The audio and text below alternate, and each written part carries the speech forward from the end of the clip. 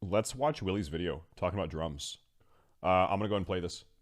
Hello, ladies and gentlemen. WillE here. Yes, we're Okay. talking about this again. I know, I'm sorry to bang on about it. Hopefully there are some repercussions to these potential changes and some rhythm behind the logic Yeah, cozy Blizzard true. are using.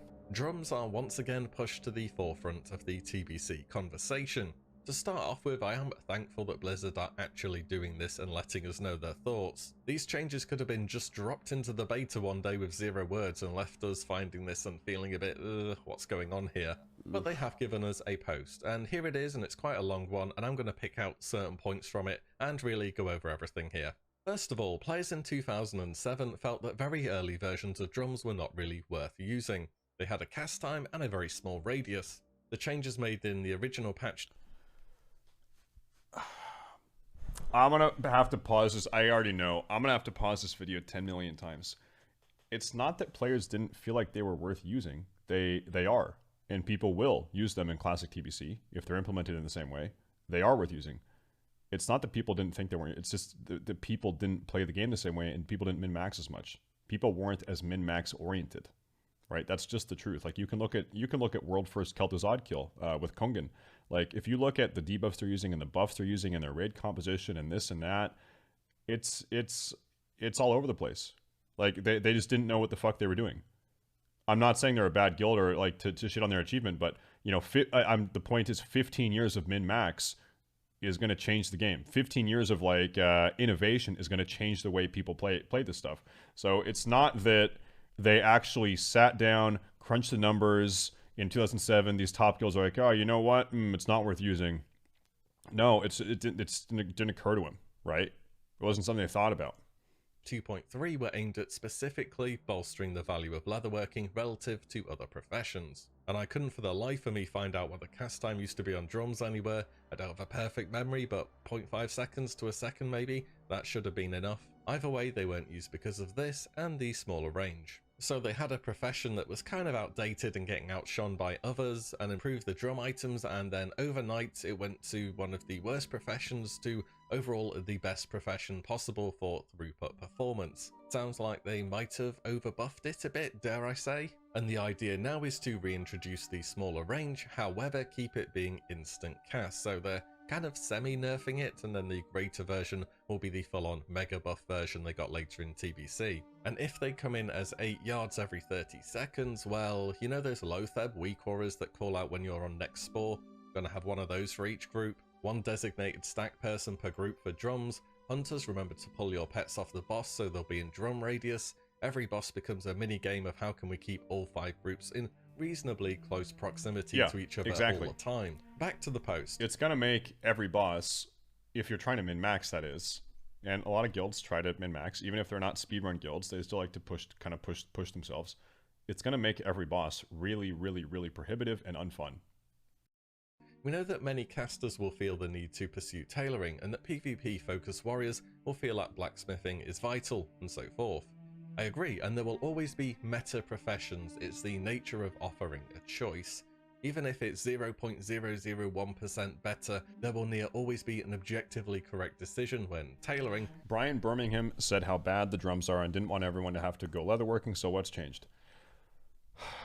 It seems like the approach was to, prior to Zul'Gurub, make drums so annoying that it would turn people off from using them.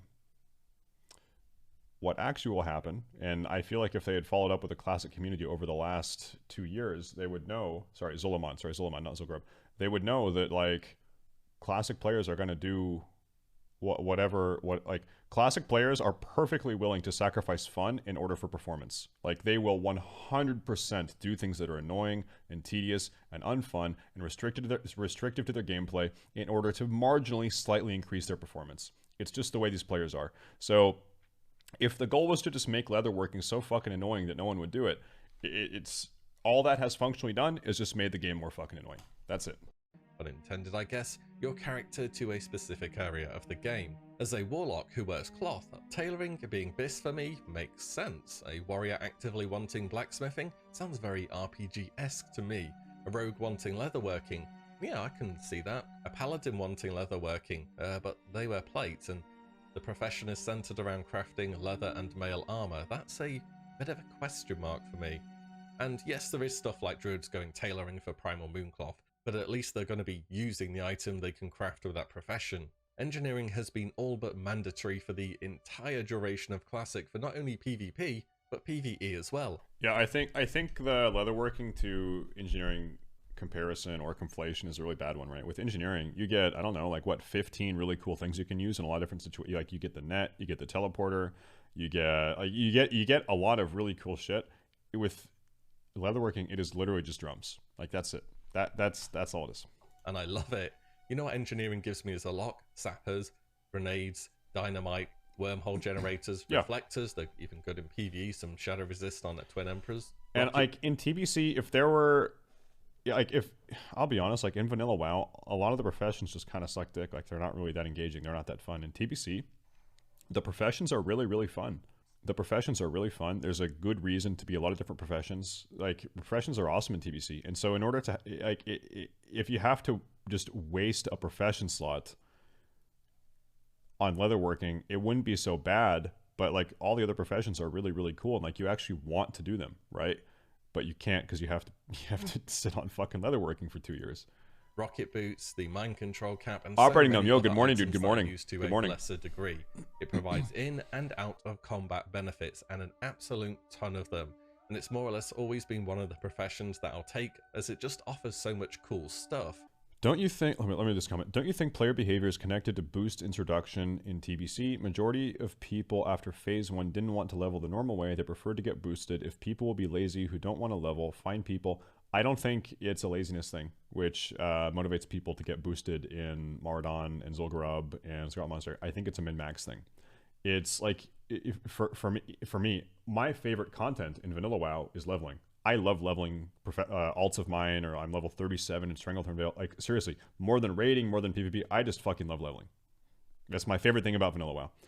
But even a guy like me, who it's my favorite content in the game, it's admittedly hard to motivate myself to go run around and do quests when I know I can sit AFK inside of a dungeon and make 10 times XP per hour. Like, it's hard to rationalize that. Like, if you know that option is there, and it's relatively cheap also, like, it's pretty fucking cheap. It doesn't even cost that much, right? It's hard to rationalize. You start questioning, am I wasting my time? You know, what if I just got boosted and found a more efficient way to spend my time? You know, things like that. So I think it's like I was talking about, like, you can't blame MMO players for trying to min-max, even to the degree of sacrificing their own personal fun in the pursuit of min-max and efficiency. I don't think you can blame players for doing that. I think you just have to, like, change the game if that's what it is, right? That's it. You have to make the game less shitty. So if you ask my opinion, 2 years ago on the beta, Classic beta, they saw what the dungeon XP was. They saw mages doing what they were doing on the Classic beta 2 years ago. They should have nerfed it. They should have broken it. Like, what has happened in Classic WoW is with this mage AoE thing in dungeons, it has, like, on multiple levels, completely ruined the game. It has pumped in a disgusting amount of raw gold. It has made this boosty, shitty meta. The mage problem in Classic WoW has been so fucking bad for this game. So fucking bad. Like, you have people that are, like, you have bots AoE leveling using mage AoE leveling meta, leveling to 60, then bots selling boosts, making gold, selling the gold back to the players so other players can buy more boosts. Like, it's just like out of this fucking world, dude. And then you see it manifesting in TBC also. Like, it's just going to continue on into TBC. So at this point, I'm going to say, fuck no changes. Like, it's terrible for the game. It's bad. I don't give a fuck if you could do that in vanilla WoW. Break it. Stop it. Like, it's fucking terrible, man. I care more about what's fun and good for the game, more so than what's technically no changes as it was back in the day. And we're going to talk about that same sentiment with this drum situation as we continue the video. As a non-leather or mail wearer, what do I get when I get leatherworking? Drums. Okay, there's some other stuff you can make, but you can buy it all off the auction house, so it's kind of whatever. Professions are arguably at one of the strongest places ever in the Burning Crusade, and a large degree of that is down to the crafted items which abyss for so many different classes. So maybe buffing drums was never really the play that should have been made in the first place. Maybe the crafted gear would have made the profession relevant, though by Zul'Aman, the gear starts to fall off a bit, and that's the same across professions in general. Back to the post. We're looking forward to raid testing and endgame testing, where we try out this pre-2.3 version of drums. If they end up still feeling mandatory in a way that makes the early phases play out very differently than the original game, we will reevaluate our design. This is very good news actually. No. This is really bad news. This is really, really bad. Like, this is actually worse than what people thought. People thought we were going to have drums that affected your entire party. People thought, like, this is what we've had on private servers at the end of TBC. We had drums that affected your entire party, and they were on a 30 like the last 30 seconds with a 2-minute cooldown, right? So you could chain 4 people. So if you're min-max, you need 20 people in your raid to spam drums, 4 per group. That's what people expected, and people expected that, and they said, listen, Blizzard, we don't want this. We hate this meta. It's terrible. Please change it. Blizzard says, okay, we understand your complaints. We'll get back to you. We're going to do something. And so what they do and say, okay, for the first 15 months of TBC until Zul'Aman comes out, we're going to make it so you still need 20 leatherworkers in your raid. You need 4 per group. But instead, now, additionally, all of you have to stack within 8 yards of each other to benefit from the drums. Who the fuck wanted that? What? Like, what the fuck are you smoking? What the fuck? Like, no, dude. Evaluate our design. This is very good news actually. We pretty much know at this point that raids, don't know which raids, but raids will be PTR tested, and no, we don't know when either. Might be a good chance to prove a point with how the meta will look with drum stacking. Though, to be honest, if you don't have leatherworking at the moment, you would need to go and buy the mats for 330 leatherworking, or whatever you can get to with classic materials on live. Well, you already know what it is, right? You have 5 groups in your 25-man raid, 5 people per group. You'll have 1 person marked, so you'll have 1 person marked per 5-man group, and you know if you're in group 3, you need to be by diamond, you need to be within 8 yards of diamond always. And each group will have their own drum weak auras, right? For 100% drum uptime, and you know you always need to be within 8 yards of your mark. That's how it'll be. Like, you know, like it's already set. Copy that character to the beta, send the mats to your main, re-level a profession, then drop your secondary profession, then skin your way up the remainder of the way. Literally nobody is going to do that. Even if the materials were stuck on a vendor for free, I'm not sure people would invest the time to do it. So hopefully testing accounts for this in some manner, so not to dodge how it will actually look in live. This also touches on the point of, it's not mandatory though, that line of thought. That's correct, it's not. Until it kind of is. There are a lot more guilds out there than your hyper speedrun Eurobeat playing monster downing Scandinavians or casual semi-sober dads who have a kid yelling down an open mic. A lot of people just, you know, want to perform well on their character. Sure, they might not be in the best guild in the world, they might do a 2-hour 30 or 3-hour clear of Nax, but you get through the content, right? There are so many guilds that have a mix of casual show-up types and then people who do want to go that extra mile with their character because that's how they enjoy playing. And they enjoy playing in the environment that their guild offers them. To say you need to drop that and find another guild which doesn't care about buffs or min-maxing your character at all is just not really an argument. It is completely normal for people to want to get the most out of their class in a game that actively encourages competition. If I were to do a Venn diagram of guilds that don't care about performance or min-maxing, and a guild that aims for clean clears and self-improvement, it's going to be a pretty tiny number of people in that mark. And at the same time, the game... Moving shamans into warlock and rogues, Azeroth groups, another design issue in TBC. Yeah, I mean, if it was up to me, I would make it so you can't swap people mid-combat, like in a raid group. I think, to me, that seems a no-brainer also, because I think the shaman swapping meta is completely fucking cringe and bullshit too. And not only is it just annoying and stupid as fuck and unfun gameplay, it also completely undermines and ruins any parsing meta in TBC. Like, imagine trying to farm out your warlock 99 parse, and your guild doesn't funnel shamans into your raid, into your party. Or, like, if it's gonna, like, because you know guilds will do that, right? And if your guild doesn't, if you don't have, you know, like 3 minutes straight of bloodlust uptime, you know you're fucked. You're never gonna do it. Like, parsing in TBC the way it is, it sounds weird to say, parsing in TBC is actually way fucking more cringe than parsing in Classic, and that's a fucking statement, dude. And the game needs to protect the players from themselves to make sure that if something is meta, that it's fun or interesting to engage with. See how the honor system went in phase 2 with open world PvP. or even following that up with pre-mading in Battlegrounds throughout the remainder of Classic. Look at how frequently world buffs are dropped and coordinated at the moment as well. I don't think you need further proof that if X gives player an advantage, they will do it. Final point then, and this is why I think they have taken this initial direction on drums, which at the outset seems pretty baffling. Changes to how drums work in this later phase of Burning Crusade Classic would make the Sunwell Plateau harder or easier than it was in 2008. That would compel us to do raid tuning, which goes against our goal of establishing as much authenticity as possible. The changes the community have been pushing are all focused around reducing the number of players. Okay, so just FYI, they're not going to touch drums and try to re-implement them perfectly because they don't want to change the difficulty of raids. They want to keep that difficulty. Yet, at the same time, we're doing Karazhan with 2.4.3 itemization. What? Like, what? It's fucking bongos, dude. It's insane. Reducing the number of players who are required to take leatherworking as a profession down to, say, 4 or 5 instead of at least 20. Whilst this maintains the power level of drums, it frees up about 4/5 of your raid to take other professions, your jewel crafting, your enchanting, your engineering, and so on.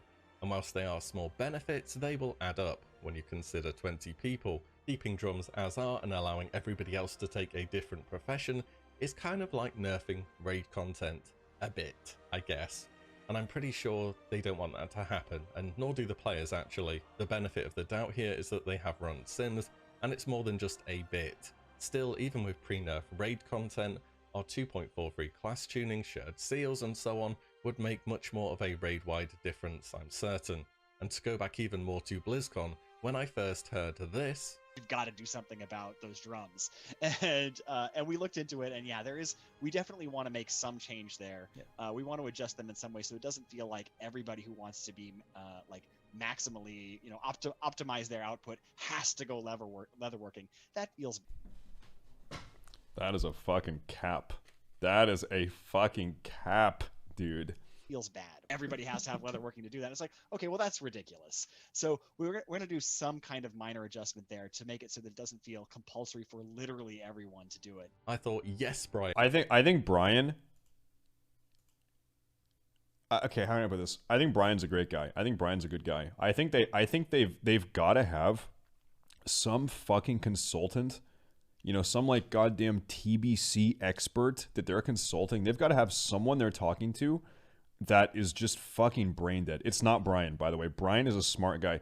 They've got to have someone that's like whispering in their ear, telling them this fucking brain dead shit. I don't know, dude. I don't know.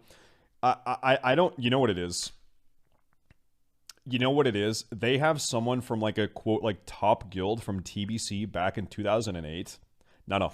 I guarantee you. They have someone from TBC Top Guild to 2008 telling them that this is what you have to do to maintain the difficulty and like integrity of Sunwell Plateau and like, holy fuck, I guarantee that's what it is.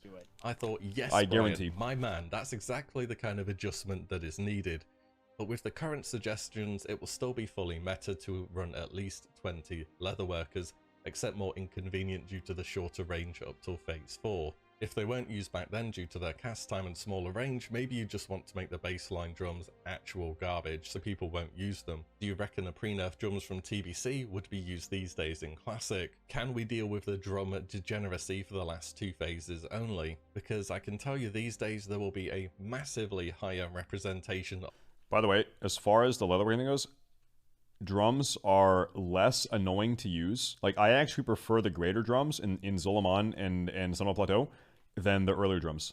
Like, they do the same thing, as far as I know, but they function differently insofar as they only affect within 8 yards, where the greater drums affect your entire raid, right? So, actually, the greater drums, you only need 4 people. You need 4 people in your raid. It affects the entire raid, so you don't have this 8-yard bullshit. It's actually... Like, the greater drums, if they had just done the greater... It's still party? Okay, my bad then. Like... I don't know, dude. Of non-top level builds, I don't know. Again, see world buffs. I'd like something along the line of what the community has been Oh, asking for, man. which is also basically what Brian said in that interview we just saw. But we do have raid testing at some point in the future, so please make drums easily obtainable as not to warp the results of the test. Because if something... Then you have drums all the time. You're still gonna have guilds. Like, even, like, here's the thing. Here's the thing people need to understand, like, and you saw this with Classic. We actually watched a Zatar video. Zatar the Rogue. He had made a very good video about this, like, halfway through Classic, where it's like... And it's actually very, very true. You have your super top, try-hard, speedrun, sweaty guilds that kind of set the meta and define the meta. Okay, you do this buff, you go for this raid comp, you do the pulls this way, you do this, you do that. And then you have your medium, just average guilds. They're not bad, but they're not good. Just your average guilds that they try to copy these approaches and copy these metas, even though there's no fucking point because they're not speedrunning. They don't need to. Like, their objective is different. They're just trying to clear the raid every week, but they still like set these rules for their rosters. So I guarantee you, like, you will still have medium tier guilds. You will still have medium tier guilds that are just average fucking gamer dad guilds that are gonna say, we need 20 leather workers. We're gonna have a marker. One person's gonna be marked in each of our 5 groups. You need to make sure you're always within 8 yards of your mark. Okay, I guarantee it. Yeah, and it's not going to be for any reason because there's no speed running going on. Just average guild. If you think like you're going to escape, if you think you're going to escape the fucking drum meta because you're not in a speedrun guild, you're in for a surprise. Like I'm telling you, dude. It's gonna happen. Because if something like this did go live, it would be done to death by the no changes crowd and scapegoated as we can't have nice things for literally the rest of eternity. Again, it's early days. Blizzard did further clarification and I had a little more to say, so here we are. That's about it though. Stay tuned for more MMO RPG percussion instrument based content coming your way. Thanks all so much for watching and listening in, and I'll see you all in the next one very soon. There it is, dude. There it is, dude. Oh, man. I'm gonna link the video. Here it is. Here it is.